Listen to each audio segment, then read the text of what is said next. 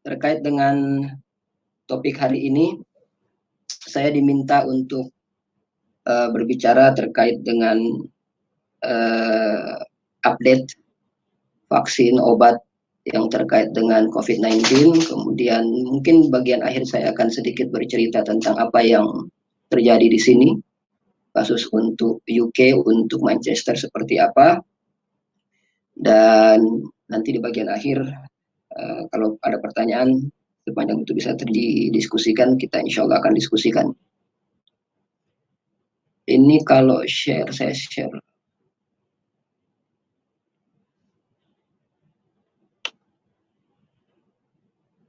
Oke, bentar ya.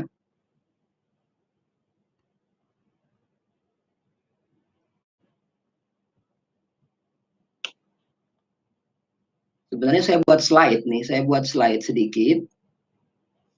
Cuman ini saya belum tahu gimana caranya untuk share screen. Bentar.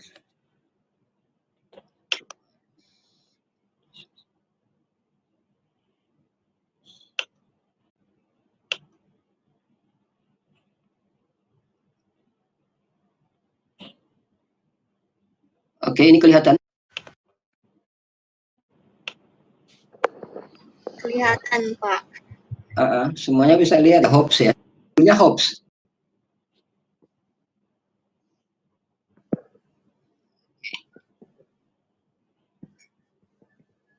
Jadi saya kasih judul Hobbs, harapan, karena banyak prediksi yang menyatakan bahwa mungkin COVID-19 ini bisa bertahan setahun lebih atau 2 tahun lebih. Kasus pandemi 1918, virus Spanyol itu bertahan 2 tahun. Tentu kita berharap kasus ini tidak lama, karena tahun 1918 itu teknologi belum maju. Sekarang sudah tahun 2020, teknologi sudah begitu maju, harapannya tidak sampai 2 tahun obat atau vaksin yang dikembangkan bisa segera ditemukan dan memberikan efek yang mujarab terhadap pasien ataupun untuk pencegahan misalnya pada kasus vaksin. Ini update untuk vaksin ya. Jadi ada 2 yang sedang dikembangkan. Yang pertama adalah vaksin, yang kedua adalah obat. Ya sebagian menyamakan itu vaksin dan obat. Cuman kalau kita lihat dari segi penggunaannya, jadi vaksin itu dikembangkan untuk secara umum untuk pencegahan. Jadi diberikan bagi mereka yang belum kena untuk mencegah jangan sampai kena. Jadi seperti itu yang kita sudah pahami, anak bayi itu kalau awal lahir itu diberikan vaksin untuk mencegah jangan sampai terjadi serangan-serangan virus atau penyakit tertentu. Sedangkan di bagian lain, obat-obatan itu dikembangkan seperti yang mungkin kita sering dengar, remdesivir, chloroquine, dan seterusnya, itu untuk pasiennya yang sudah sakit. Jadi vaksin lebih cenderung kepada aspek preventif, kemudian untuk obat yang dikembangkan lebih digunakan untuk aspek kuratifnya, pengobatan. Nanti bisa dielaborasi lebih jauh seperti apa yang ada di rumah sakit kepada Pak Surya terkait dengan ini. Jadi per 23 April 2020, WHO itu sudah mengonfirmasi ada 83 kandidat vaksin yang sedang dikembangkan. 83 kandidat vaksin. Ini di seluruh dunia yang melaporkan adanya penelitian terkait dengan kandidat vaksin. Dari 83 itu, 7 sudah memasuki uji klinik. 7 sudah memasuki uji klinik. Dan kita ketahui uji klinik itu ada kurang lebih 3-4 fase. Jadi fase 1, 2, 3. Kemudian terakhir sudah bisa diedarkan sambil dilihat fase 4. Dari 7 itu, jadi 7 sudah masuk fase uji klinik, tapi yang sisanya itu kurang lebih 76 kandidat lain itu masih preklinik, masih pada hewan ataupun masih pada tataran in vitro, pada kultur sel. Dari 7 itu, kita bisa elaborasi lagi, ada 5 kandidat vaksin yang sudah ada di tahap 1, di fase 1 uji klinik. Jadi fase 1 uji klinik ini baru akan melihat apa efek samping dari vaksin yang dikembangkan. Jadi baru melihat efek safety-nya. Jadi kita ketahui suatu saat dikatakan obat atau digunakan untuk pengobatan harus memenuhi dua. Yang pertama dia harus aman, yang kedua dia harus menyembuhkan. Fase 1 itu baru fokus pada fase untuk melihat aspek safety-nya, aspek keamanannya. Belum melihat aspek efikasinya atau penyembuhannya. Jadi 5 kandidat sudah masuk uji klinik fase 1, sudah merekrut partisipan untuk melihat apakah kemudian kandidat vaksin yang dikembangkan itu memiliki efek samping tertentu atau tidak. 1 kandidat dari 7 kandidat yang sudah masuk ke uji klinik itu sudah masuk fase 2. Nah, kalau fase 2 ini sudah melihat kedua hal, baik keamanannya dan kemudian juga pada aspek penyembuhannya, itu fase 2. Cuman bedanya dengan fase 3 itu pada jumlah populasi atau partisipan yang digunakan. Kalau fase 2 itu sekitar 100 sampai 500 partisipan dibutuhkan untuk melakukan fase 2 uji klinik. Sedangkan pada fase 3 itu sama juga, fase 3 juga itu melihat efek penyembuhan dan safety-nya, tapi dia butuh ribuan pasien untuk dijadikan sebagai partisipan. Yang 1 kandidat ini, yang fase 2 uji klinik ini, fase 2 uji klinik ini dikembangkan di Cina. Dikembangkan di Cina dan kita berharap agar bisa lebih cepat. Recording is on. Kemudian 1 kandidat baru itu di Jerman itu baru mendapatkan izin untuk memulai fase 1. Jadi kurang lebih ada 7 uji klinik. Secara normal pengembangan obat maupun vaksin itu bisa bertahun-tahun, bahkan bisa lebih 10 tahun lebih, apalagi untuk penyakit-penyakit yang jarang atau penyakit-penyakit yang langka, karena dia butuh partisipan yang banyak. Sedangkan penyakitnya langka, maka dia butuh bertahun-tahun untuk mengumpulkan itu semua, mengumpulkan jumlah partisipan yang mencukupi, seperti yang saya sampaikan tadi. Tapi dalam kasus pandemi ini, jumlah partisipannya relatif banyak, dalam tanda kutip, karena banyak kasus, sudah 3 juta pasien per hari ini, 3 juta kasus terinfeksi yang sudah ada, yang sudah dilaporkan per hari ini, 3 juta kasus, dan itu seharusnya partisipannya sudah mencukupi. Walaupun tetap masih banyak tantangan-tantangan lain yang harus dihadapi untuk pengembangan vaksin ini. Ini update, dan kalau kita lihat nanti di sini ada saya cantumkan Recording has jenis-jenis vaksin. stopped. Jadi saya cantumkan di sini jenis-jenis vaksin yang kemudian dikembangkan. Di sini juga ada. Jadi nanti kalau pengen ditahu apa itu non-replicating viral vector vaksin, DNA vaksin, inactivated vaksin, RNA vaksin, itu nanti kita diskusikan kalau ada yang ingin ditanyakan. Yang paling banyak itu adalah yang dikembangkan, kalau lihat skema ini, yang paling banyak itu yang dikembangkan itu protein based vaksin. Jadi vaksinnya itu berisikan Recording protein is on. spike. Jadi vaksinnya itu berisikan protein spike dari virus yang sedang banyak dikembangkan. Tapi belum ada satupun yang memasuki uji klinik fase uji klinik, masih preklinik. Karena biaya untuk pengembangan vaksin protein based vaksin ini relatif lebih mahal dibandingkan jenis vaksin virus, viral vector maupun yang lain. Kemudian, ini slide selanjutnya. Ini masih bisa dilihat ya? Halo? Bisa, Pak. Oke. Slide selanjutnya ini saya beri judul The Long, Costly, and Risky Process. Jadi proses pengembangan, penemuan pengembangan obat itu proses yang long, panjang, berbiaya mahal, costly, dan beresiko. Tadi sudah saya sampaikan bahwa banyak kasus pengembangan obat, penemuan obat itu bertahun-tahun. Untuk kasus-kasus penyakit yang jarang kasus ternyata terjadi, itu bisa 30 lebih tahun bahkan. Costly-nya itu triliunan rupiah. Sukar kita mendapatkan pengenalan obat hanya miliaran rupiah, triliunan rupiah. Kemudian risky proses, Kenapa risky beresiko? Karena sudah panjang-panjang, sudah habis uang untuk melakukan penelitian, ternyata di belakangan terbukti tidak berefek. Itu resiko yang harus diterima oleh industri farmasi. Makanya dalam satu artikel dia memberikan judul ini, The Long, Costly, and Risky Process untuk kasus pengembangan obat. Dengan kemajuan teknologi sekarang, jadi screening itu lebih mudah. Screening itu mudah. Jadi kalau ada berita-berita terbukti bahwa ada kandidat senyawa X dapat membunuh virus SARS-CoV-2, itu bisa saja benar. Tapi itu masih terbatas pada uji screeningnya, uji in vitronya. Bahkan ada mungkin yang baru pada tahap in silico, ada pada tahap simulasi komputer gitu. Ada yang baru in vitro, baru pada selnya, pada kultur sel.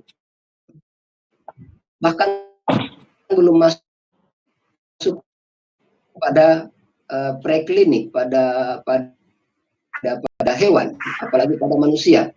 Dan kandidat obat ini terbukti membunuh virus COVID-19, itu bisa saja benar, tapi level pengujiannya itu belum sampai kepada level yang lebih tinggi, misalnya pada uji preklinik ataupun pada klinik. Ada bahkan yang tadi saya katakan ada hanya pada tahap in silico. Jadi kalau screeningnya itu mudah, gitu. Screeningnya itu mudah. Sequencing dari genom RNA COVID-19 itu sudah sangat cepat ditemukan, dan dengan bekal itu banyak industri yang dengan mudah untuk membuat atau mensimulasi kira-kira senyawa apa yang bisa digunakan secara komputer, secara in silico, dan kemudian in vitro. Makanya kasus untuk hidroksikloroquine dan kloroquine itu secara in vitro terbukti membunuh SARS-CoV-2. Jadi begitu ditumbuhkan pada kultur sel di laboratorium, ternyata betul membunuh hidroksikloroquine dan kloroquine. Tapi nyatanya begitu dicobakan pada manusia, itu ternyata sampai sekarang belum memberikan hasil yang memuaskan. Sama juga dengan ritonavir, lopinavir yang sudah kita kenal gitu. Secara in vitro dia memberikan hasil yang menjanjikan, tapi begitu kemudian dibawa kepada efek pada manusia, uji klinik ternyata tidak memberikan efek yang menggembirakan. Jadi kalau screeningnya mudah gitu. Tapi yang sukar itu begitu kita bawa hasil screening itu, hasil uji-uji lab itu kepada uji klinik pada manusia. Karena biar bagaimanapun target akhir kita adalah manusia. Di sini ada berita baik yang saya cantumkan. Dibandingkan dengan virus HIV dan influenza, virus SARS-CoV-2 ini relatif lebih stabil. Mutasi yang terjadi tidak secepat virus lainnya. Ini menjadi tantangan untuk pengembangan vaksin. Menurut informasi sudah ada 3 strain. Menurut informasi sudah ada 3 vaksin yang sudah ada 3 strain mutasi vaksin, mutasi SARS-CoV-2 yang terjadi, dan itu tentu adalah tantangan bagi pengembangan vaksin. Jadi kalau vaksin A ditemukan untuk virus X, dia untuk virus X. Begitu virus X-nya ini bermutasi menjadi virus Y, maka vaksin A tadi itu nggak akan bisa untuk digunakan lagi. Harus dibuat lagi vaksin baru untuk melawan virus yang telah bermutasi. Itu menjadi tantangan untuk beberapa penyakit yang disebabkan oleh RNA virus karena mutasinya. Jadi kalau kita bandingkan ada 2 jenis virus secara umum, ada RNA virus, ada DNA virus. Kalau kita bicara mutasinya itu lebih mudah bermutasi, itu yang RNA dibandingkan DNA virus. Nanti kalau mau didiskusikan lebih jauh, kita bisa buka diskusi sebentar, kenapa seperti itu. Karena mutasinya tidak secepat virus yang lain, maka SARS-CoV-2 virus ini seharusnya bisa ditangani dengan cukup 1 atau 2 virus yang kemudian dikembangkan sekarang. Di bagian akhir dari slide ini saya menuliskan hati-hati dengan overclaim of efikasi obat. Hati-hati dengan overclaim efikasi obat. Jadi di sini kalau Anda lihat di piramida yang ada di samping, ini kita sebut sebagai, Anda sering dengar EBM, Evidence Based Medicine. Jadi ini adalah level-level evidence, level-level bukti. Jadi pengobatan berbasis bukti, Evidence Based Medicine. Ini adalah level of evidence yang seharusnya dipenuhi oleh sebuah kandidat obat agar bisa dinyatakan berefek dan aman. Anda lihat paling dasar itu animal and laboratory studies. Jadi uji preklinik, uji in vitro, uji siliko itu kalaupun ditemukan membunuh bakteri COVID-19 itu baru tahap awal. Itu baru dasarnya gitu. Kita masih belum bisa mengambil kesimpulan secara umum. Kemarin ada kasus seperti itu, in vitronya sudah membunuh, lantas kemudian digembar-gemborkan gitu. Kemudian naik ke atas, begitu terbukti animal dan laboratory studies-nya terkonfirmasi, maka kemudian masuk ke bagian yang atasnya, yang warna biru, case report or case series. Kemudian kalau terbukti, case control studies, cohort studies. Kemudian ada yang bagian hitamnya tertulis di situ RCT. Mungkin Anda sering baca-baca jurnal sekarang itu lagi heboh-heboh atau lagi banyak istilah RCT, randomized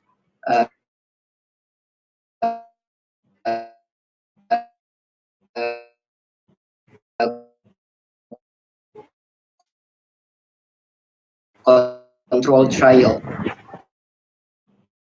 Jadi di randomized control trial ini obat lantas dibandingkan di audit.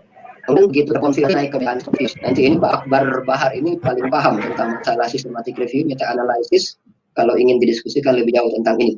Nah, ini panjang prosesnya nih. Ini panjang prosesnya. Proses-proses ini untuk mendapatkan evidence yang valid, yang kuat untuk mengkonfirmasi efektivitas atau safety dari obat itu sangat-sangat panjang. Makanya kemarin ada kasus Herbavit 19 yang kemudian dikonfirmasi atau diklaim oleh salah seorang anggota DPR obat yang merupakan obat, dia merupakan COVID-19 medicine drug gitu, itu kita ketahui aja gitu, karena itu hanya berbasis testimoni. Oh ada yang, oh dia konsumsi ini terus kemudian dia sembuh, itu testimoni itu. Nah testimoni itu tidak menjadi salah satu bagian dari evidence kalau Anda lihat. Jadi hati-hati. Banyak juga di grup-grup bahkan yang sering jadi masalah, bahkan ada teman-teman dari apoteker, dari farmasis yang juga ternyata tidak memahami secara mendetail terkait evidence ini. Baru beberapa orang sembuh, lantas sudah disimpulkan dia adalah obat COVID-19. Padahal kita belum tahu yang menyembuhkan itu apakah obatnya ataupun karena semangatnya atau karena dia minum air putih banyak dan seterusnya. Oke, jadi itu hati-hati dengan overclaim obat efikasi sekarang. Overclaim yang begitu luar biasa itu yang terjadi sekarang. Kemarin yang sempat heboh itu yang Donald Trump, Presiden Amerika Serikat, itu mengklaim bahwa hidroksikloroquine dan kloroquine itu ternyata bisa mengobati penyakit ini. Dan begitu kemudian overclaim ini terjadi, apa yang terjadi? Banyak yang langsung pergi mencari obat malaria ini. Akibatnya di Nigeria meninggal dunia, di Amerika ada meninggal dunia karena ketidakpahamannya. Jadi hati-hati overclaim. Hidroksikloroquine, kloroquine itu bisa berakibat pada jantung yang tidak cocok bagi mereka yang bermasalah dengan jantung. Makanya bisa menimbulkan efek yang berbahaya. Jadi kalau ada nanti dibaca di media sosial ada yang mengklaim A, B sebagai anti COVID-19, maka itu di counter aja, minta evidence-nya apa gitu. Kalau tidak ada evidence yang sesuai dengan piramida yang saya tampilkan ini, maka itu masih prematur untuk mengatakan bahwa klaim ini, bahwa kandidat tersebut bisa dikatakan sebagai obat anti COVID-19. Oke, ini obat-obatnya saya nggak akan terlalu banyak masuk di sini. Ini obat-obatnya dengan mekanisme kerjanya, ini seharusnya bisa di kuliah nanti. Kalau misalnya ini nanti ditanyakan ke Pak Firsan atau siapa yang lebih memahami tentang ini. Satu yang ingin saya sampaikan di sini, ada beberapa, ada 2 atau 3. Maka dia butuh proses yang namanya glikosilasi dan seterusnya. Kloroquine, hidroksikloroquine terbukti bisa menghambat pematangan ACE2 reseptor. ACE2 maka harapannya tidak ada SARS-CoV-2. Ini teorinya seperti itu.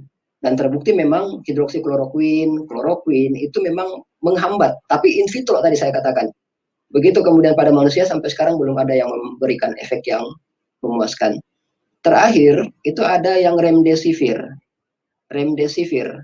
Nah ini saya tampilkan di sini.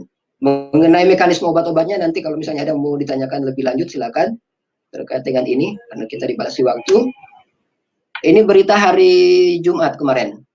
Jadi di Amerika coronavirus saya ambil dari Sky News. Ebola drug remdesivir given emergency approval to treat COVID-19 in the US. Jadi remdesivir yang merupakan obat eksperimental masih dalam tahap investigasi untuk penyakit Ebola diberikan persetujuan dari pihak yang berwenang dalam hal ini FDA, Food and Drug Administration di Amerika Serikat untuk dapat digunakan dalam kasus-kasus COVID-19 di Amerika Serikat. Ada sub judulnya di bawah situ, the drug has been shown to shorten the recovery time for patients suffering from more severe forms of the virus. Jadi kita berharap dengan approval ini ada perubahan yang terjadi karena ini memang kalau dibandingkan dengan obat-obat lainnya memang remdesivir ini yang paling menjanjikan dalam tanda kutip karena hidroksikloroquine dan lopinavir dan seterusnya itu sudah dikonfirmasi lebih jauh tidak ada efek yang memuaskan. Remdesivir informasinya masih tidak tetap, ada yang mengatakan iya, ada yang mengatakan tidak. Update saya cukup untuk itu. Sekarang saya masuk ke sini karena dari pengurus ingin meminta saya untuk sedikit berbagi apa yang saya alami di sini. Ini saya ambil dari website pemerintah UK. Jadi sebelumnya memang setiap orang di warga negara ataupun mereka yang tinggal di UK itu akan dapat email dari pemerintah untuk menyampaikan tentang kebijakan-kebijakan yang diambil. Jadi ini sebagai informasi saya sudah sejak tanggal 17 Maret 2020, sekarang sudah tanggal 3 Mei 2020, sudah 1 bulan setengah, saya itu nggak masuk kampus. Kenapa? Karena kampus ditutup. Saya ceritakan. Stay at home, ini pesan dari gov.uk, only go outside for food. Jadi hanya bisa keluar untuk mencari makanan, untuk menjaga kebugaran, dan untuk bekerja jika memang pekerjaan tersebut tidak bisa work from home. Jikapun Anda harus keluar, maka jaga jarak 2 meter antara setiap orang. Cuci tangan, ini kata lainnya dilarang mudik ini, don't meet others, dilarang mudik. Pesannya jelas, you can spread the virus even if you don't have symptoms. Ada 3 pesan, itu kalau kita nonton TV di sini, setiap channel itu, setiap iklan pasti akan muncul 3 pesan ini. Stay at home, protect the NHS, and save life. 3 pesan ini akan terus muncul untuk membangun aware dari masyarakat tentang lockdown ini. Terkait dengan itu, pharmacist, jadi di UK aware-nya sudah muncul bahwa memang ternyata kasus di rumah sakit besar, tapi resiko juga bisa muncul di farmasi, di apotek gitu. Di apotek. Kenapa? Karena banyak orang yang sekarang dalam tanda kutip takut ke rumah sakit. Mereka takut untuk ke rumah sakit karena takut dengan resiko terpapar. Jadi begitu mereka mendapatkan gejala tertentu, ataupun jika mereka ternyata menjadi spreader, penyebar, makanya kemudian beberapa tempat itu meminta agar setiap staf di apotek itu juga harus pakai PPE, harus pakai, kalau bahasa Indonesianya alat pelindung diri, APD, kalau di sini PPE. Alat pelindung diri harus dipakai juga oleh staf di farmasi. Kemudian proses otomasi, jadi banyak ada robot yang kemudian bekerja jadi untuk meminimalisir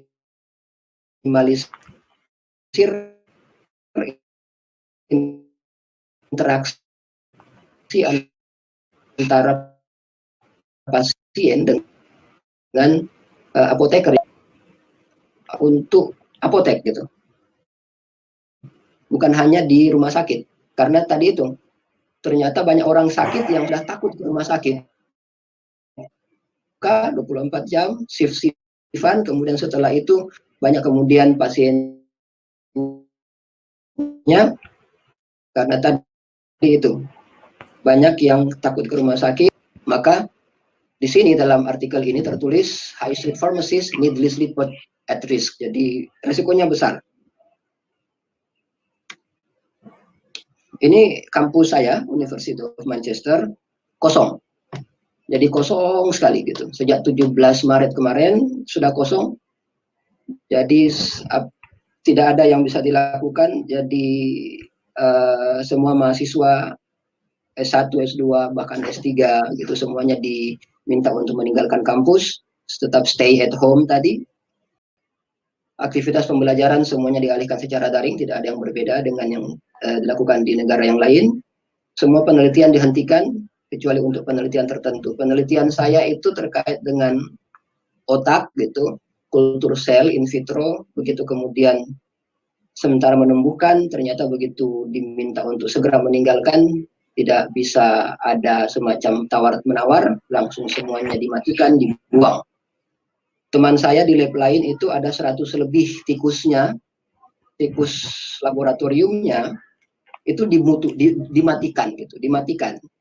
Karena mereka datang pun untuk memberi makan itu dilarang.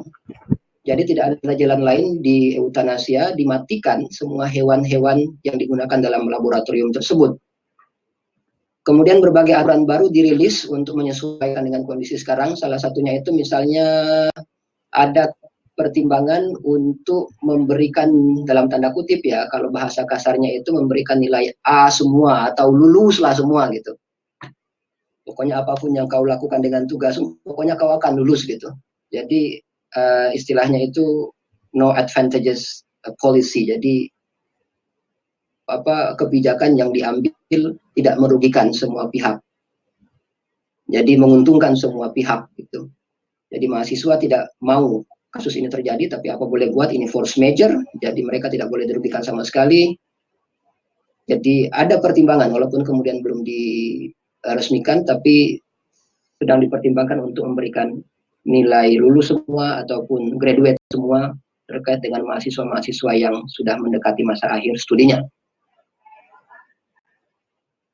Apa yang terjadi di sini Manchester? Kalau kotanya tadi University of Manchester, sekarang kota Manchesternya dua hal, sepi dan antri.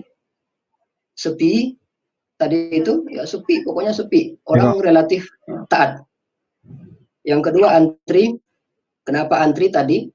Kalau ada superstore atau supermarket pengen cari makanan, orang harus antri dulu di luar agar jumlah orang yang ada dalam supermarket itu dibatasi gitu. Jadi dibatasi misalnya ada 20 orang dalam satu supermarket. Begitu ada satu keluar, satu baru boleh masuk gitu. Jadi di sini kalau Anda pergi ke supermarket, maka akan sangat banyak sekali antrian di supermarket untuk bisa masuk ke dalam supermarket tersebut. Dan antriannya itu bisa 200 meter, 300 meter bahkan. Itu aja mungkin sharing dari saya. Terima kasih. Saya kembalikan kepada pengurus. Terima kasih atas perhatiannya.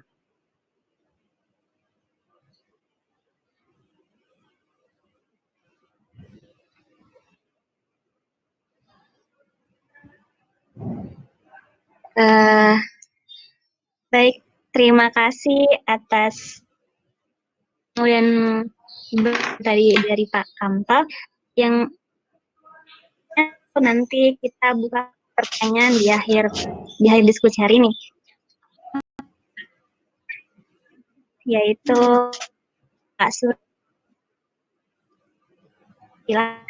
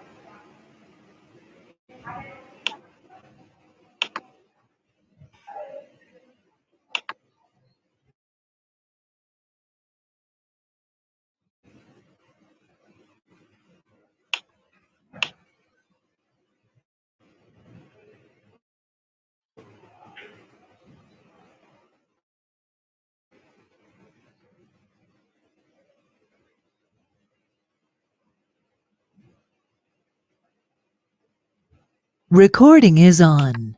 Halo, halo, assalamualaikum. Suara saya kedengar? Waalaikumsalam. Waalaikumsalam warahmatullahi wabarakatuh. Salam. Assalamualaikum warahmatullahi wabarakatuh. Salam Kak. Ya, Alhamdulillah. Salam Kak Surya, apa kabar? Iya, iya, salam kenal semuanya. Saya cuma kenal beberapa senior saja sih sebenarnya di sini. Salam. Suara saya terdengar jelas? Cukup jelas? Manchester jelas. Oh, Manchester. Salimba jelas Kak. Oh, Salim jelas. Depok aman Kak. Assalamualaikum warahmatullahi wabarakatuh. Bisa saya mulai? Silahkan Kak. Ya, alhamdulillah. Terima kasih. Assalamualaikum warahmatullahi wabarakatuh. Waalaikumsalam. Terima kasih atas kesempatan yang diberikan ke saya untuk kurang lebih melakukan sharing session kepada teman-teman, kakak-kakak, dan ya mungkin ada teman, mungkin Kak Nure atau siapa yang sedang bergabung atau lagi online di melalui media apa namanya, Jitsi ya, Jitsi Meet. Ya, halo. Halo. Iya, dengar. Iya, kita dengar ya. Iya. Mohon maaf sebelumnya, tadi saya mengkondisikan ya Kak. Siap. posisi Siap. awalnya saya. Ya, halo ya. Jadi ya tadi sebenarnya saya tadi memposisikan diri di kamar di tower 3. Di sini tower yang berisikan tenaga kesehatan. Jadi dari dokter, perawat, farmasi semua berada di tower 3. Tadi saya berada di kamar, cuman mungkin jaringannya tidak begitu bagus. Kemudian saya beralih ke, ya, halo, terdengar jelas, halo? Iya. Iya. Iya Kak, aman Kak. Iya, alhamdulillah. Iya. Mungkin bisa dilihat di belakang saya ini Wisma Atlet. Ada mobil Zenur dan ya kemudian ada perisai-perisai ditandain dengan red zone warna merah ya. Iya, bisa kelihatan ya, jelas ya. Iya, mohon maaf sebelumnya saya tidak menyiapkan materi sebaik Pak Sukamto, dikarenakan saya baru bisa mengkonfirmasi kesediaan saya juga kemarin malam kalau nggak salah. Kemarin malam karena di sini juga aktivitasnya nggak ada libur ya di sini. Di rumah sakit ini tidak ada libur, Sabtu Minggu kita tetap beraktivitas. Tadi lebih cerita saja ya. Soalnya bahan saya kebetulan semua ada, bahan saya, laptop saya ada di kamar. Dan saya sekarang berada di salah satu ruang rapat, sehingga saya tidak punya bahan yang cukup untuk menjelaskan ke teman-teman. Tapi kurang lebih seperti ini, saya cuman, awalnya kan tadi saya cuman kemarin diminta untuk berbagi kepada teman-teman. Oh ya, mohon maaf sebelumnya saya menggunakan masker karena kan ini tower 3, di sini para tenaga kesehatan yang saya sampaikan tadi beraktivitas, beristirahat di sini, aktivitasnya di tower sebelah sih. Nah, jadi sangat rawan mungkin mereka menjadi bagian dari ODP atau mungkin ya menjadi bagian dari ODP atau mungkin hasilnya sudah positif. Kemarin sih ada informasi bahwa ada dokter yang menangani pasien kemudian dinyatakan positif. Entah mungkin karena nggak tahu sih penyebabnya apa tadi, tapi sementara dilakukan investigasi. Nah, saya ingin menjelaskan pada teman-teman bahwa saya berada di rumah sakit ini kurang lebih sudah 1 bulan lebih, dan saya ingin menjelaskan kurang lebih alur rujukan untuk penerimaan pasien di Rumah Sakit Darurat COVID-19 Wisma Atlet. Jadi mungkin teman-teman sudah mendengarkan di berita sosmed atau TV, mendengarkan tentang Rumah Sakit Wisma Atlet ini yang dadakan sih sebenarnya sifatnya. Nah, jadi kriteria pasien masuk di rawat inap, pertama dia ada rujukan dari rumah sakit lain dan dilakukan konfirmasi tes. Kalau hasilnya positif, maka akan Recording has stopped. maka akan dilakukan pelayanan di rumah sakit Wisma Atlet. Tapi tidak menutup kemungkinan pasien yang mendaftar secara mandiri bisa melakukan pemeriksaan, bisa melakukan pelayanan kesehatan di rumah sakit Wisma Atlet. Ciri-cirinya teman-teman mungkin sudah dapat ya informasinya, mungkin dari media massa atau apapun itu, atau media sosial, mulai dari ya sama seperti penyakit flu pada umumnya, batuk, pilek. Nah itu dia, batuk, pilek, terus kemudian dia yang harus kita hindari kan adanya, kenapa kita harus menggunakan alat pelindung diri, yang kita hindari adalah droplet dan sentuhan kontak fisik. Sejauh ini yang saya dengar sih sebenarnya kalau penyebaran melalui aerosol ya kalau nggak salah ya, yang penyebaran melalui udara itu yang saya kira itu belum sampai di sana, belum ada informasi yang betul-betul valid yang menyatakan bahwa penyebarannya bisa melalui kontak udara sih. Masih sejauh yang saya tangkap itu masih sampai droplet saja. Droplet itu baik, bisa itu bentuknya air liur atau misalnya bersin batuk atau pileknya itu sendiri yang kemudian kontak dengan orang yang sehat atau dan lain sebagainya. Nah itu kemudian yang tanda-tanda yang dari pasien rasakan, baik itu batuk, pilek, dan pernah ada riwayat kontak fisik dengan pasien COVID. Nah kemudian melakukan kunjungan ke rumah sakit Wisma Atlet dan kemudian dilakukan pemeriksaan anamnesis standar sih. Anamnesis kan yang pemeriksaan tanda vital, baik itu pemeriksaan denyut nadi, terus tekanan darah, terus kedalaman nafas dan lain sebagainya. Nah kemudian kalau mengalami gangguan respirasi, maka di sini di rumah sakit ini mengklasternya menjadi 2. Baik itu RR-nya lebih dari 24 kali per menit, berarti kan dia kedalaman nafasnya ya, berarti kan saya sempat googling juga tadi, mungkin kalau lebih dari 24 kali semenit, berarti kan dia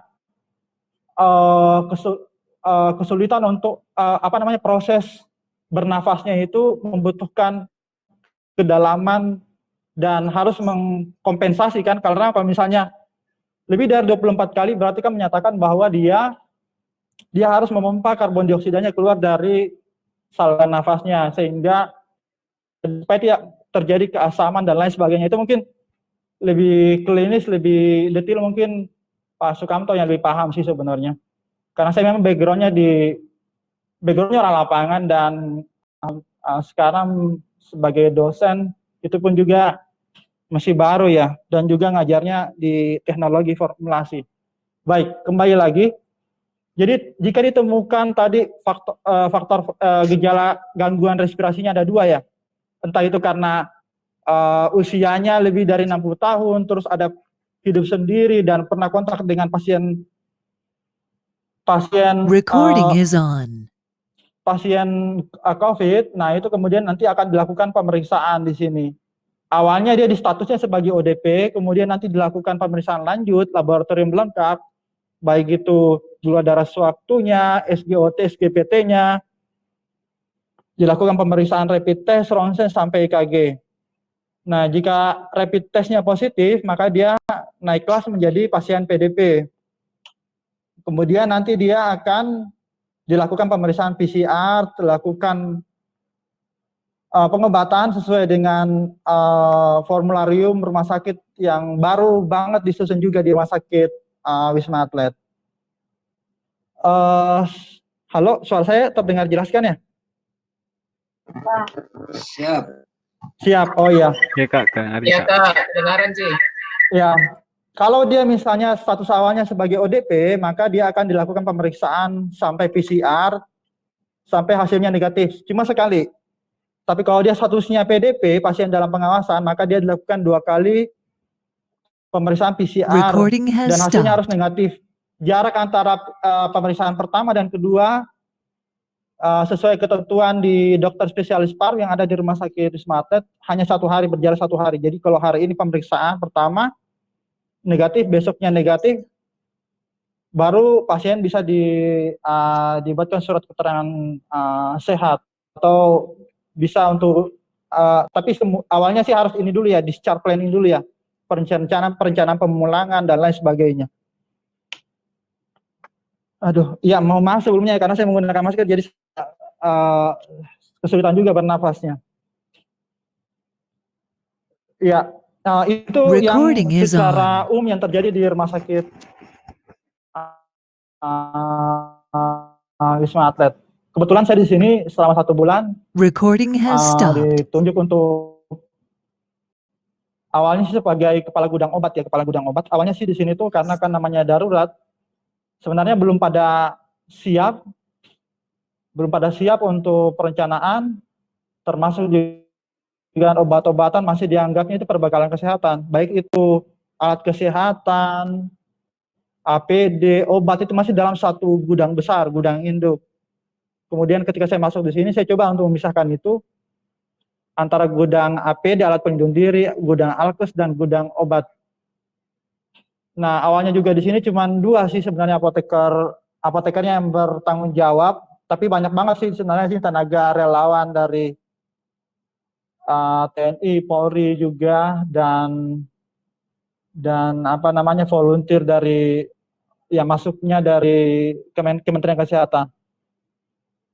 Nah jadi seperti yang kita pelajari ya, kalau misalnya teman-teman pernah ada yang bekerja di rumah sakit atau pernah magang atau pernah ada pengalaman di rumah, sebenarnya kan kalau pekerjaan farmasi itu ada 2 ya lingkup besarnya. Pertama itu manajemen perbekalan farmasi, yang kedua pelayanan kefarmasian, pelayanan farmasi klinis. Sejauh ini yang saya kerjakan baru pada tahap obat-obatan. Jadi cuma mengurus perbekalan obat-obatan, keluar masuknya permintaan, pengajuan permintaan dan lain sebagainya. Ada juga teman-teman yang bekerja di pelayanan, namun sejauh ini masih pada tahap floor stock sih, maksudnya ada permintaan resep masuk, kita layani lewat apotek, belum sampai pendampingan bersama dengan dokter penanggung jawab dan dokter yang bertugas. Jadi belum ada kontak langsung dengan pasien. Karena sejauh ini pelayanan resep diantarkan langsung oleh perawat atau dokter sih. Sejauh ini itu yang saya lihat. Kemudian mengenai obat-obatan, kebetulan saya bertanggung jawab untuk obat. Ya, obat-obatan yang digunakan ya di sini tuh sesuai dengan rekomendasi dari atau protap yang dikeluarkan oleh dokter spesialis paru. Jadi obat untuk COVID, penanganan COVID ini secara umum ada obat antivirus. Antivirus itu baik itu oseltamivir, amipril, itu sebenarnya yang paling banyak di sini digunakan. Terus kemudian dikombinasi dengan obat antibiotik seperti azitromisin, levofloxacin, dan turunan, dan obat-obat paten yang lainnya. Kemudian ada pemberian vitamin C dosis tinggi. Kebetulan di sini ada beberapa varian vitamin C, dan kemudian untuk penanganan obat-obat obat-obat komorbid. Jadi penyakit-penyakit yang mungkin disebabkan oleh merupakan bagian dari COVID itu, baik itu misalnya misalnya ada yang sesak dan lain sebagainya, kan itu kan bagian dari penyakit ini. Dan kemudian mungkin indikasi dari yang tadi disampaikan Pak Sukamto, penggunaan dari kloroquine, hidroksikloroquine dan turunan-turunannya. Nah itu yang ya di sini kan pada dasarnya kan obatnya ini kan sebenarnya belum ketemu ya, sebenarnya obatnya apa gitu, tapi kan masih trial kan sebenarnya. Makanya kan penggunaan hidroksikloroquine sebenarnya juga dipakai di sini, dikombinasi dengan obat-obat yang saya sampaikan tadi di awal, antivirus dan antibiotik. Jadi ada beberapa indikasinya, kontraindikasi dari pemberian kloroquine, obat-obat malaria ini ya, yang saya sampaikan, mungkin ya pasiennya mengalami entah itu kegelisahan, terus harus makanya di sini juga kita menyetop obat-obat opioid, antidepresan, semua lengkap di sini. Tapi banyak sih sebenarnya kan, saya sih melihatnya awalnya begini ya, kadang pasien datang dengan penyakit bawaannya, misalnya wasir gitu. Lah kalau wasir ini gimana? Berarti kita harus nyiapin obat untuk wasir. Padahal kan ini kan obat penyakit untuk rumah sakit untuk penanganan COVID ya. Jadi kalau ada orang wasir atau penyakit-penyakit kulit dan lain sebagainya, itu kadang ya karena dikarantina di rumah sakit ini, sehingga kita harus obat-obat tersebut. Alhamdulillah di rumah sakit ini tuh semua serba, kan namanya rumah sakit darurat ya, semuanya serba bisa disiapkan, bisa tersedia dengan sangat cepat, lebih cepat dari yang terjadi di rumah sakit pada umumnya, di rumah sakit normal. Misalnya ya untuk obat-obat, misalnya kita kehabisan obat, misalnya asma atau obat-obat lainnya yang terkait dengan pasien, kebutuhan pasien, kita itu mintanya dari rumah sakit itu memintanya ke Kimia Farma. Kimia Farma mensupport itu semua, obat-obat itu semua ada. Dan jika tidak tersedia di Kimia Farma, maka mereka akan mencari relasinya atau pabrik lain yang memiliki produsen farmasi yang memiliki obat tersebut.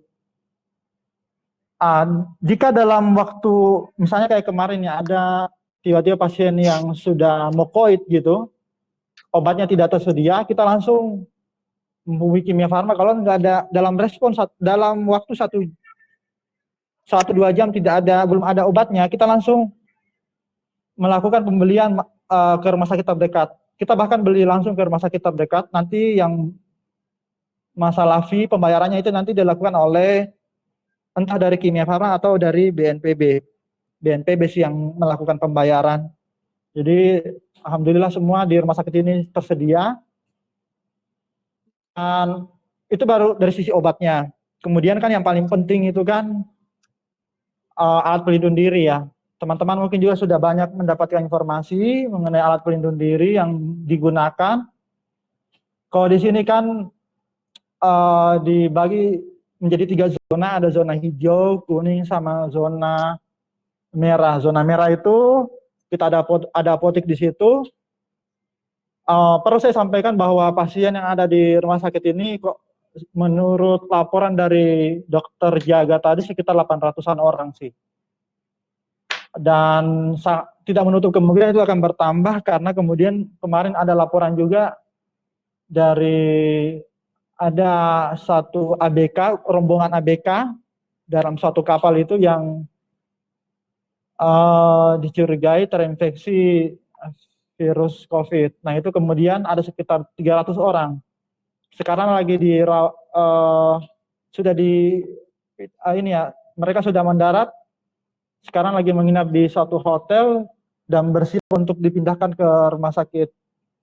Bersiap dipindahkan di rumah sakit Wisma Atlet. Sekitar 300 orang itu yang harus nanti kemudian kita harus periksa. Dan ya, jadi memang obat-obatan dan alat pelindung diri harus siap.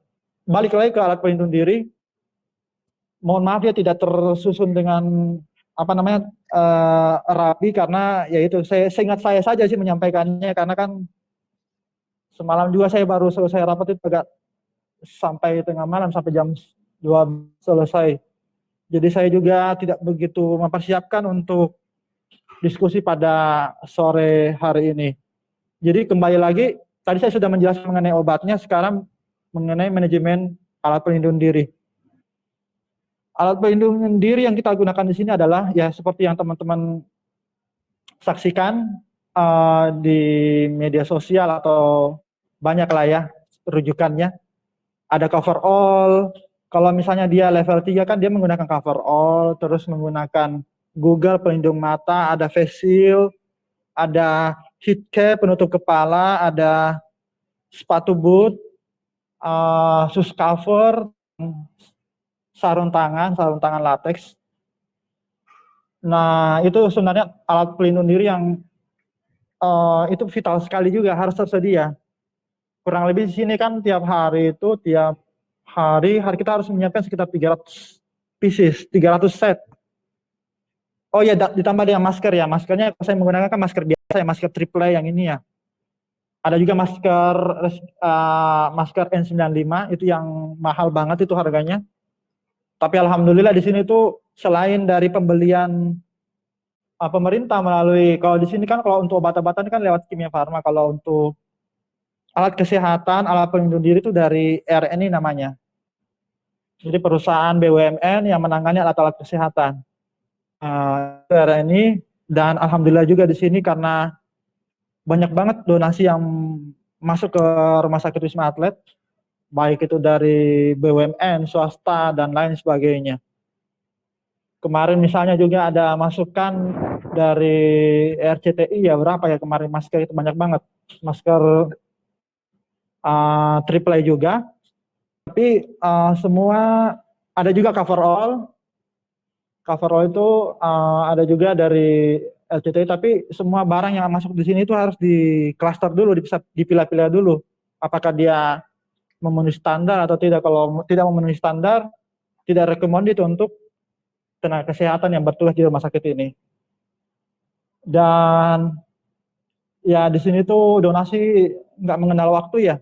Sampai jam 2 subuh, 3 subuh, kemarin juga ada jam 3 subuh donasi datang ke rumah sakit ini. Dan kebetulan bukan kami yang menangani karena kan ada si asisten apoteker yang 24 jam bertugas dan mereka yang menerima alat kesehatan. Jadi ada beberapa, perlu juga saya jelaskan di sini. Di sini itu ada beberapa tower, ada tower 4 dan tower 7. Tower 3 ini untuk tempat inap dari tenaga kesehatan, tower 2 untuk manajemen. Tower 1 itu pimpinan di situ banyaknya, BNPB dan bagian pengolah data dan lain sebagainya ada di situ semua. Apalagi ya yang saya bisa share. Saya kira saya juga masih bekerja sih hari ini. Saya mohon maaf kalau misalnya tiba-tiba nanti ada intermezzo, mungkin ada yang lalu-lalang di sini karena ini sebenarnya ruang rapat. Saya kira di sini wifi-nya paling bagus saya kira. Makanya saya mengambil lokasi di sini. View-nya juga mendukung, jadi teman-teman bisa lihat kondisi Wisma Atlet.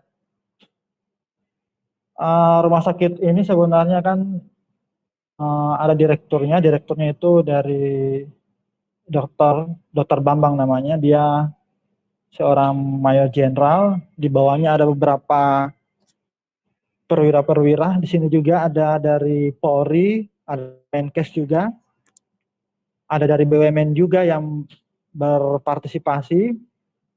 Nah, kebetulan saya posisinya di sini sebagai volunteer ya, saya bukan tenaga yang ditempatkan awalnya di sini kan sebenarnya kan yang di rumah sakit ini kan ada 2 ya, kalau bukan dari pihak Kemenkes, TNI yang menjadi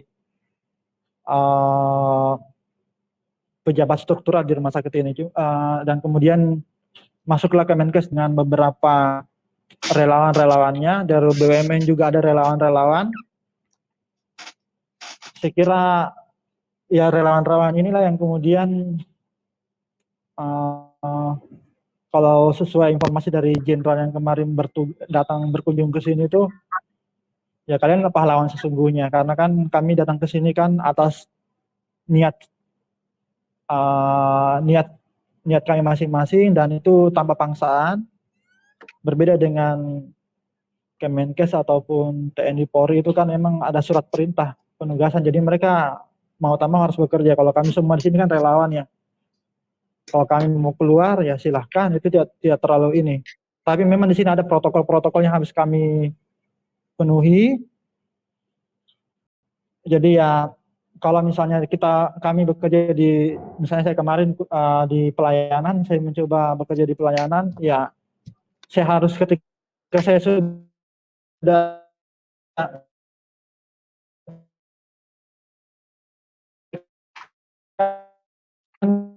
pada saat bekerja di ruang yang saya harus melepaskan pakaian saya semua, sampai celana dalam pun saya harus lepaskan, saya harus bergantinya di baju OK, kemudian menggunakan coverall, hazmat ya. Terus kemudian saya menggunakan masker N95, kemudian dibungkus lagi di masker yang seperti ini, masker triple. Dan kemudian saya menggunakan heat cap, penutup kepala, Google, kemudian saya menggunakan face shield, kemudian ditutup dengan sarung tangan. Sarung tangannya latex yang non steril sih. Biasanya yang steril kan kalau untuk biasanya untuk yang melakukan swab ke pasien. Di sini itu kan yang saya sampaikan tadi ya, ada pemeriksaan rapid test, ada pemeriksaan dengan swab. Swab itu, rapid test itu ya pemeriksaan biasa, ambil darah, kemudian nanti dilihat hasilnya negatif atau positif. Kalau hasil positif, maka dia akan diisolasi atau masukkan di ruang karantina.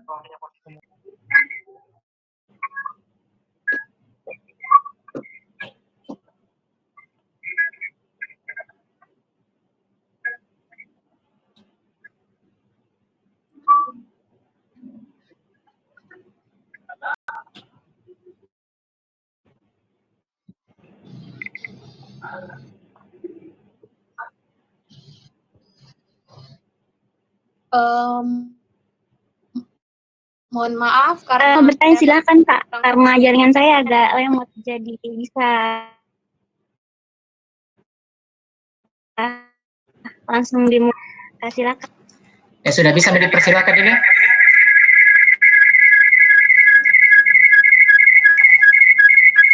Pak, saya langsung saja. Assalamualaikum Kak Surya. Bagaimana kabarnya Kak? Sehat selalu Kak di Wisma Atlet Kemayoran Kak. Alhamdulillah. Alhamdulillah ya. Kak, saat ini saya lagi di Depok juga Kak. Saya sebenarnya ini ada juga tertarik juga lihat kerjanya Kak Surya di Wisma Atlet Kemayoran ya, karena sebenarnya saya juga tertarik untuk ke sana, cuma karena suatu dan lain hal buat saya tidak bisa ke sana. Langsung saja pertanyaannya Kak, ini kan Kak tadi Kak Surya bilang terkait pekerjaan di Wisma Atlet kan untuk farmasi cuma sampai di manajerialnya saja. Bagaimana Kak dengan ini Kak, ada pasien yang pulang, itu diberikan informasi obat atau tidak juga Kak? Itu saja Kak pertanyaan saya, terima kasih. Oh ya. Iya. Itu saja. Ada lagi yang mau tanyakan atau ditampung dulu pertanyaannya atau bagaimana? Iya.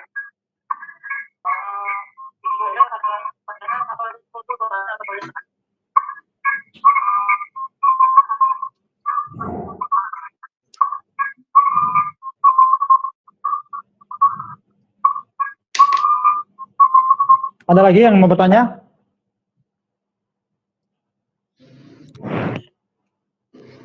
Mungkin yang lain. Oh, itu Kak di kolom chat ada yang tanya atas inisial ZSK kayaknya.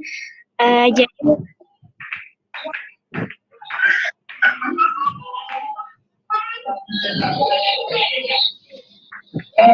halo, kedengaran halo, jelas ya. Suaraku? Ya, ya.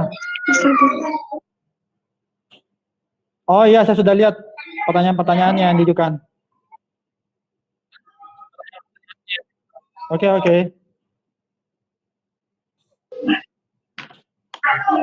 Iya, Pak, masih ada yang ingin bertanya atas nama Ahmad Lutfi. Bisa, silakan Kali langsung mengajukan pertanyaan. Jadi sudah cukup 3 pertanyaan. Oke. Boleh saya jawab dulu? Atau bagaimana?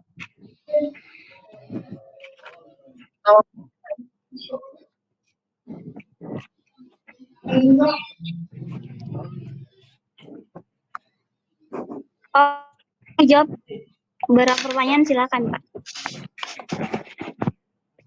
Iya.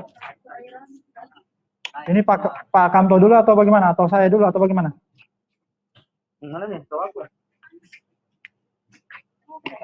Kayak gini, Dok. Hangat, enggak ada hari ini, Dok. Yang pertanyaan pertama tadi ditujukan ke kita. Siapa kita itu? Saya atau Kak Baru Kamto? nanti pertanyaan yang kita kasih ya. Oh iya. Pertanyaannya sebenarnya begini. Di sini itu kan tenaga farmasinya terbatas ya, apotekernya terbatas. Jadi sebenarnya tidak juga saya selalu manajemen ya. Saya juga kadang ada di lapangan. Soal saya terdengar jelas? Iya, Kak. Aman ya?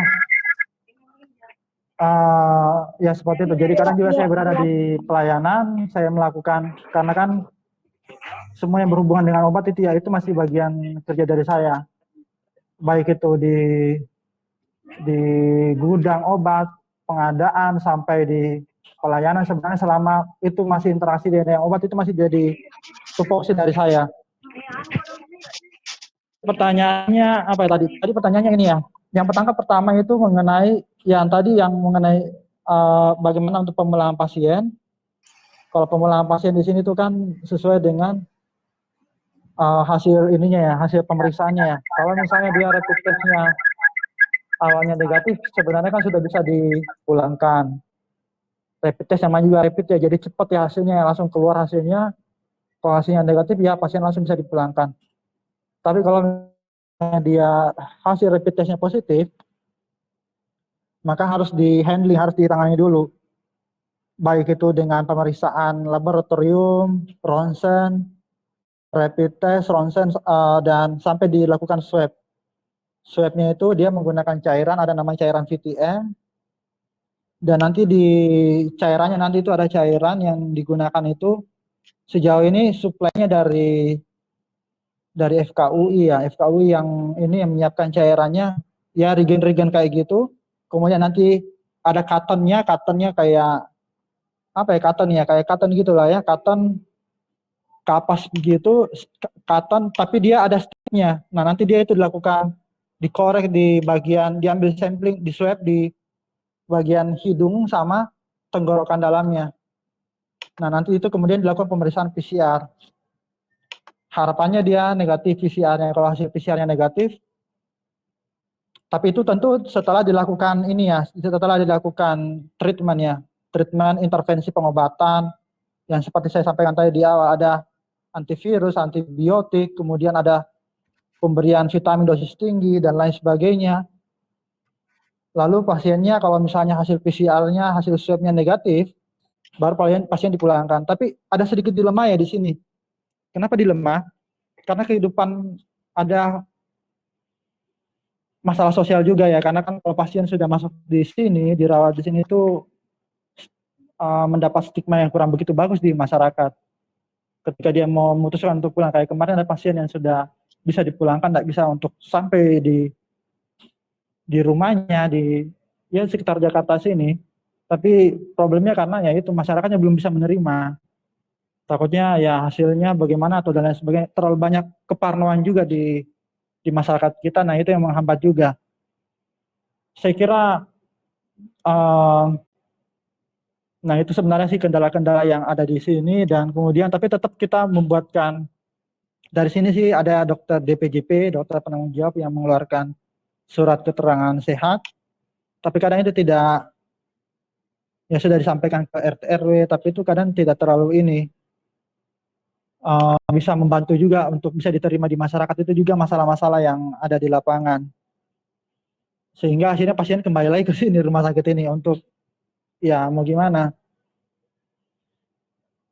Dari bagaimana kalau kita ditolak di mana-mana ya kita harus kemana? Akhirnya ya kembali lagi ke rumah sakit Wisma Atlet. Nah itu juga kendala-kendala yang ditemukan di sini dan saya kira alhamdulillah di sini karena selalu banyak bantuan logistik. Ada teman-teman yang berkelakar bahwa di sini tuh uang tidak berlaku. Tapi semua ada di sini. Teman-teman mau makan, minum, terus makanan selalu ada, melimpah banget. Banyak banget donasi yang datang ke sini. Obat-obatan juga kadang juga ada bantuan dari perusahaan, baik itu bentuk CSR-nya mereka atau bagaimana nggak tahu juga. Tapi alhamdulillah sampai sekarang itu menolong kami juga di sini. Ya kami juga kalau ketika misalnya keluar dari rumah sakit ini ya nggak bisa semudah itu. Dan ketika teman-teman misalnya berada di rumah sakit ini harus ada ini identitas ini. Jadi ini identitas ada barcode-nya, akan diperiksa apakah memang apa bukan. Karena ini memang menandakan bahwa kita bekerja di sini dan kita berada di sini. Dan beberapa teman-teman saya juga relawan di sini ketika memutuskan untuk kembali ke rumahnya, dia orang Jakarta sini tapi ya masyarakatnya juga kadang nggak bersedia menerima. Itu juga masalah kita di sini. Makanya saya berusaha sih untuk menutupi bahwa saya berada di sini, tapi akhirnya saya harus buka karena semua orang akhirnya tahu. Nah itu yang saya perlu share ke teman-teman. Mengenai tadi pengadaan, ada pertanyaan mengenai pengadaan, saya menjelaskan bahwa di sini tuh yang tadi saya bilang karena ini darurat, semuanya bisa diadakan dalam waktu secepat-cepatnya, sesingkat-singkatnya. Kalau hari ini kita butuh, besoknya sudah bisa ada obatnya.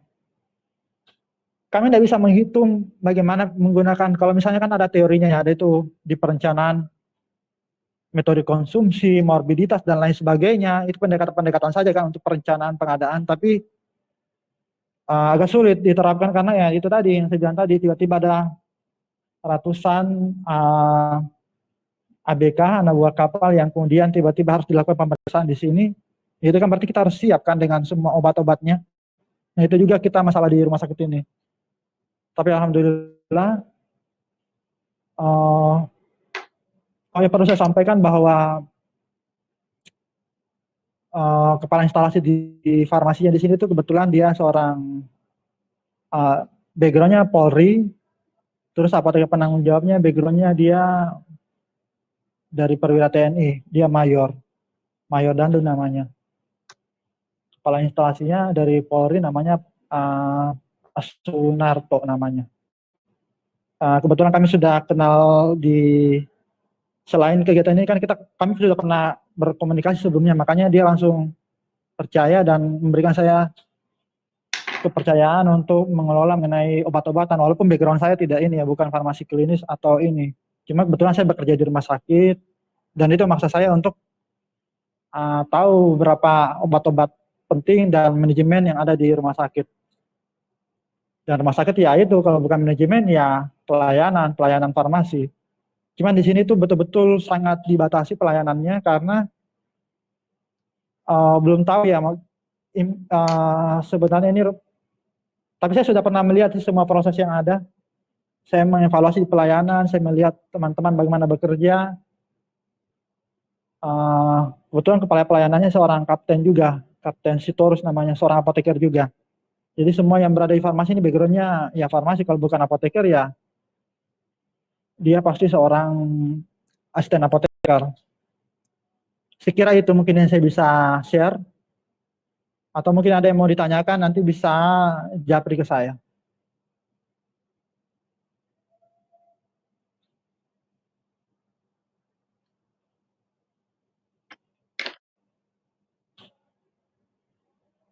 Iya, halo.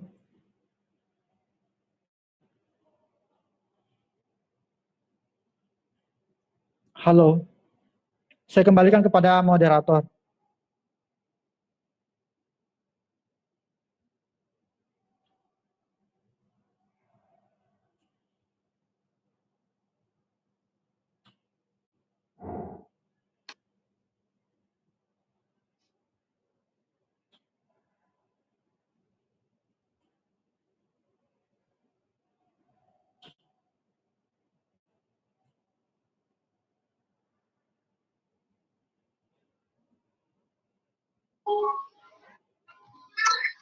Iya, terima kasih Kak. Mohon maaf masalah jaringan.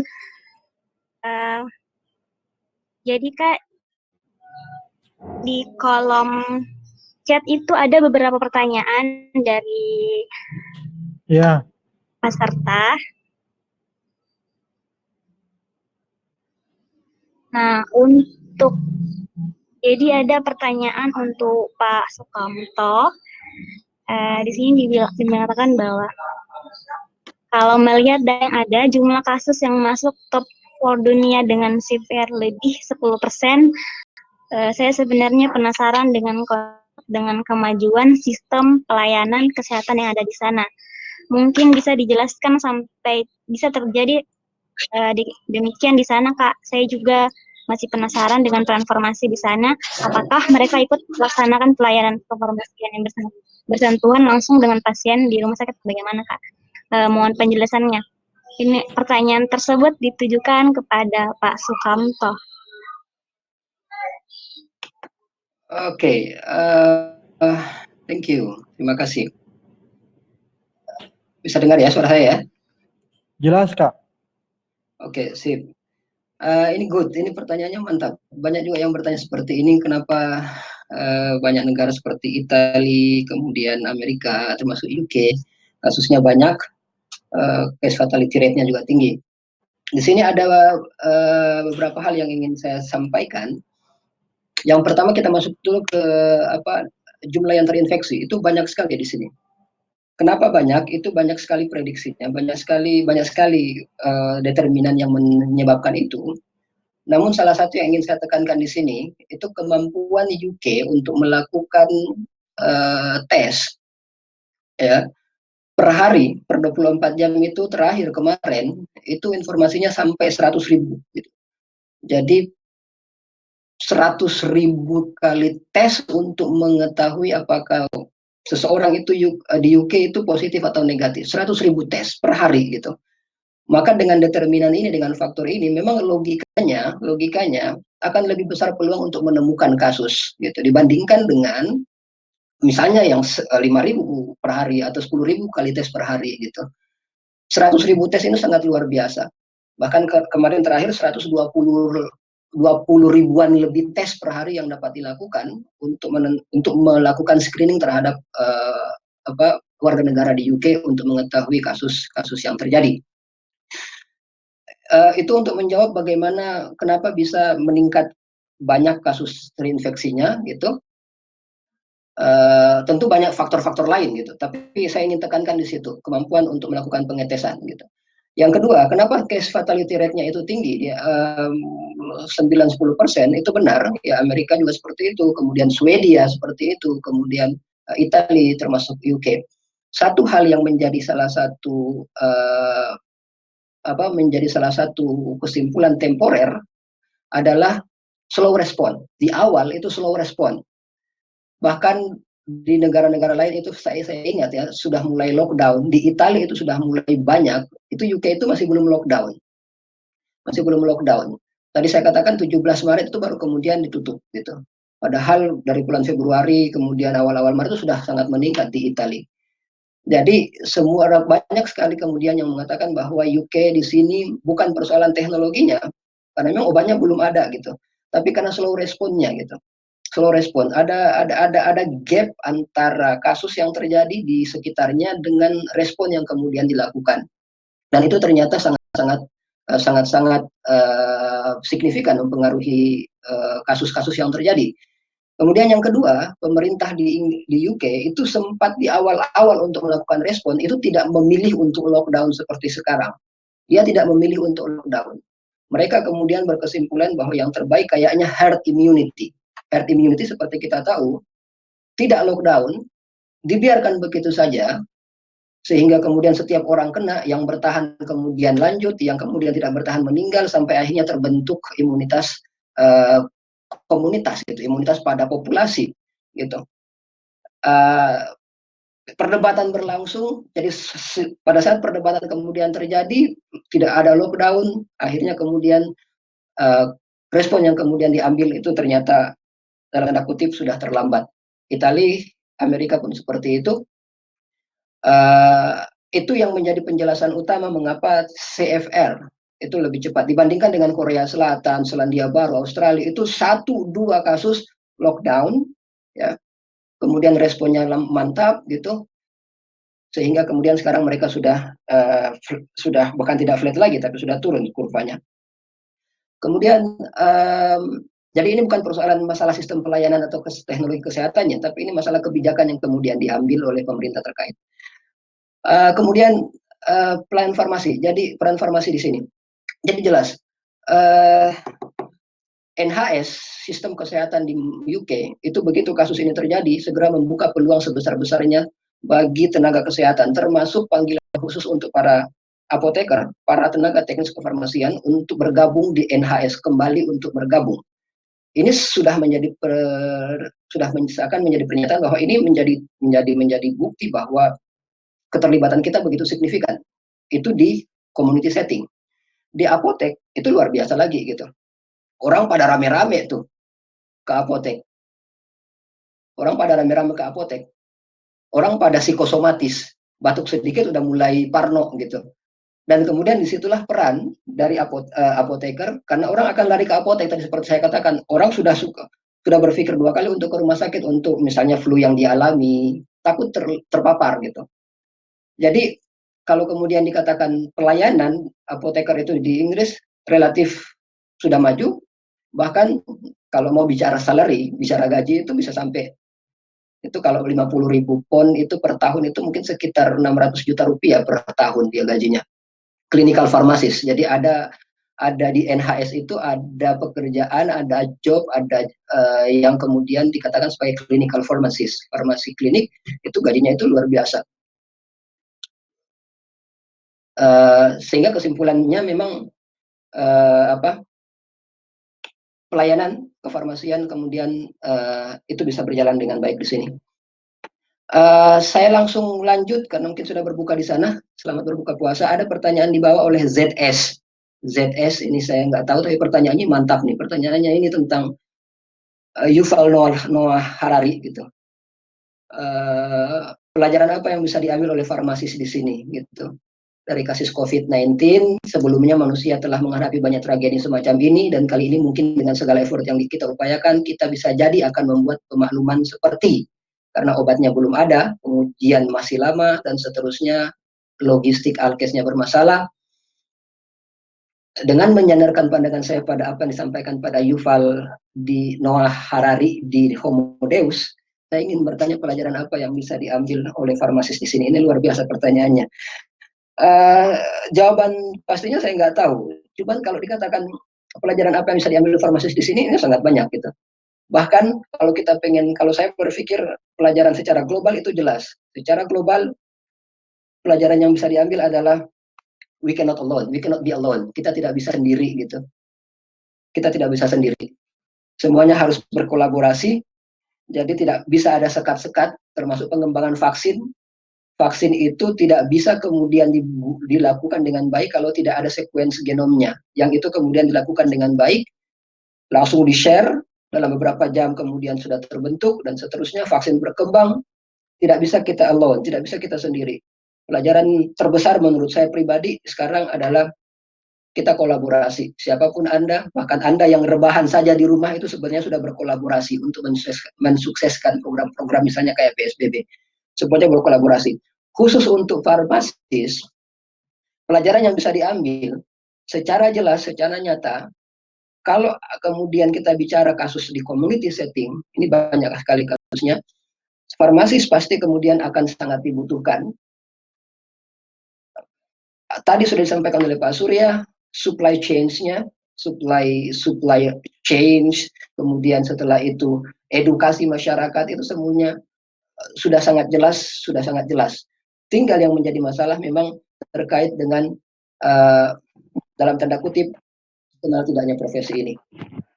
Itu saja. Ya, selamat berbuka puasa untuk yang di Makassar. Semoga ibadah puasanya diterima. Saya kembalikan. Terima kasih.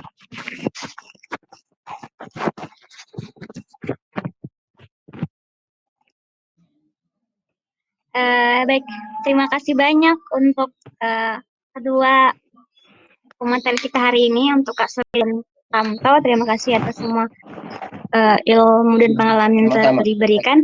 Nah, sebenarnya masih ada beberapa pertanyaan yang diajukan. Ada juga teman-teman yang ingin bertanya, tapi berhubung karena sekarang waktu di Makassar dan saya juga pribadi sudah menunjukkan waktu berbuka puasa dan hampir sholat maghrib. Jadi untuk pertanyaannya nanti saya akan silakan PC saya. Nanti saya akan sampaikan langsung ke pemateri terkait. Jadi teman-teman yang masih ada pertanyaan bisa langsung hubungi saya. Nanti saya sampaikan kepada kakak-kakak yang ditujukan. Jadi mungkin saya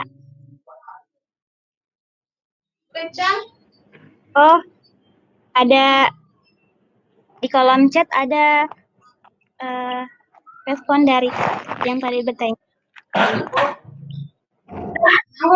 Yang keunggulan manusia sebagai makhluk seutuhnya diuji di sini. Jadi bisa dibaca di bagian kolom chat, berhubung jaringan saya mungkin agak jadi putus-putus.